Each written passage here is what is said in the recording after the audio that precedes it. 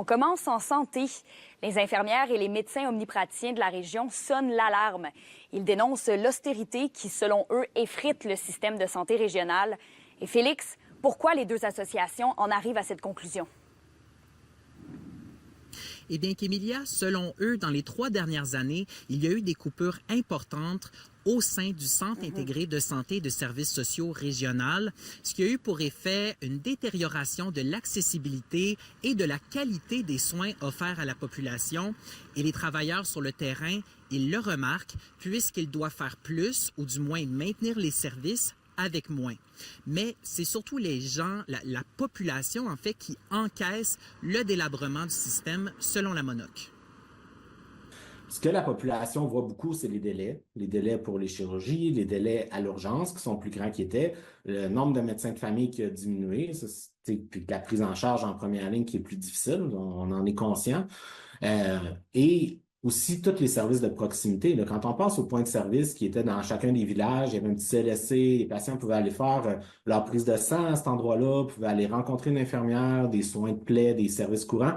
Mais la plupart de ces points de service-là, maintenant, sont fermés. Il n'y a plus d'infirmières qui sont plus près de la population, dans les villages.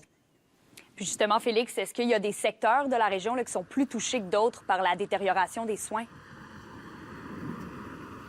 Oui, eh bien, il mentionne d'emblée que les services ne sont pas égaux partout dans la région. D'abord, il dénote un manque de médecins de famille et de personnel soignant au sens plus large au Témiscamingue.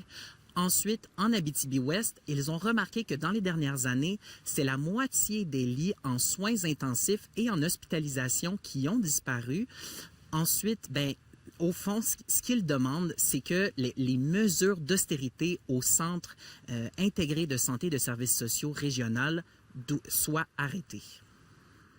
L'austérité est bel et bien commencée, c'est-à-dire qu'on va procéder à du non-remplacement du personnel infirmier. Donc, on demande à une infirmière, par exemple, au lieu de s'occuper de 6 patients, de s'en occuper de 10 ou de 12.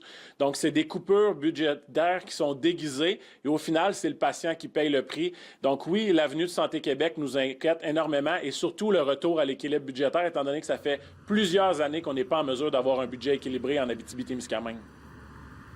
En terminant, Emilia, les professionnels en soins et les médecins de famille de la région revendiquent, vous l'aurez compris, la fin des coupures budgétaires et ils demandent l'embauche de ressources humaines suffisantes. Merci, Félix. Je vous en prie.